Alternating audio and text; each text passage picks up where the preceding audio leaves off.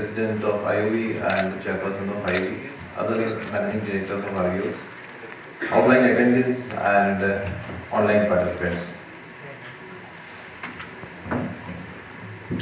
First of all, I would like to thank you IOV for organizing this 53rd Indian Valuer Congress and IOV Registered Valuer Foundations for organizing this 53rd Indian Valuer Congress 22. I would say what a long journey for IOV. It's 53 years before my born. So I think itself is a big achievement for IOV, and it is in operation since last more than 2 generations has carried this IOV functionings and operations by overcoming all the challenges and adverse environment. And that itself is a very, in my view, it is a really big achievement for IOV. I would compliment valuation. There was no much says about valuation professions and not much recognizing valuation professions during the past period. But if you can see that since 2017 onwards, after the regulatory reform, there are a lot of initiatives, a lot of development have been taken place during the last 5 years, and which can be evidence from a lot of research, publications, regulatory guidelines, circulars and orders which have come during the last 5 years itself.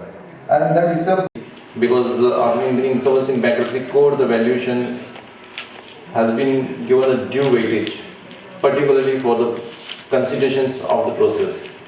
And as my previous speaker mentioned about the IBC valuations, importance of valuation in IBC.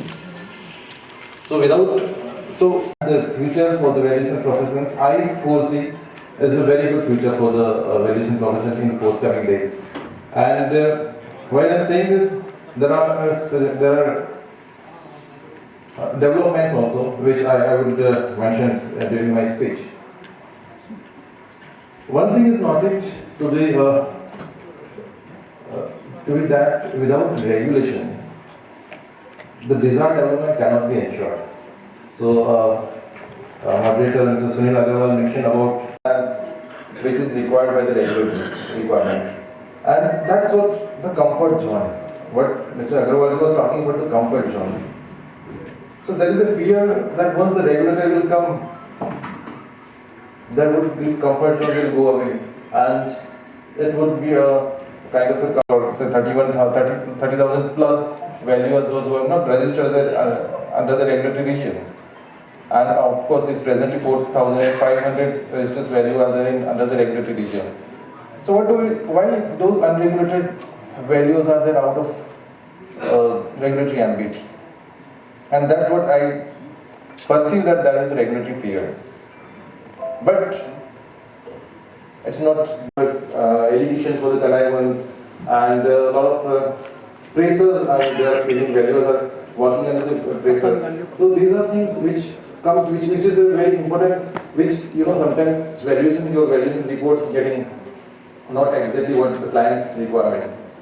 But those things will, and it is based on the client requirement. So that's becoming a systematic problem that stakeholders or the clients talk about those under those acts and those things. There is no common paraphernalia or the common regulatory framework, and that's the basic drawbacks or the limitations of this entire valuations ecosystems is there. So one important thing is that we should have a proper, uniform and the common regulatory framework, which is the need of our today. And I got a news for them also that we are already working on these directions. That whatever you are doing evaluation in the different statutes, that should be brought under the one umbrella and under the one regulator. And if that other professions, so that's why this is the systematic problems we have to address. And if it has been addressed properly, then this will have a different shape and different different levels of achievement would achieve this. As far as the role of regulator is concerned, I will give the little bit regulatory perspective about role of regulator, role of valuers.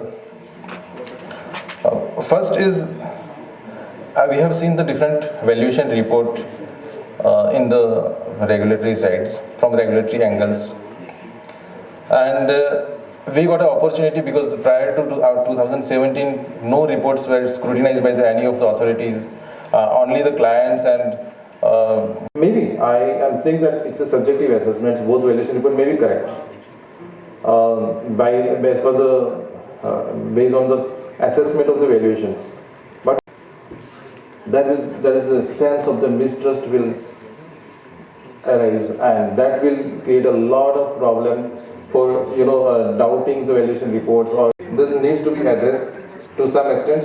For that purpose, we also working on some sort of a guidelines or valuation standards particularly for the IBC and in the Indian context, so that should be approach which has been followed by the valuers.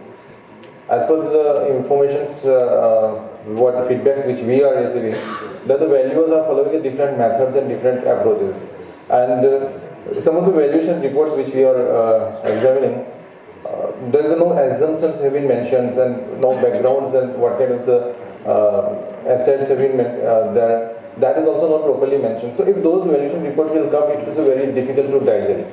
And these are the things which we need to address. And for that purpose, I am sure that the registered valuer organizations will definitely find out some solutions and brought before the regulators, and the solutions can be achieved.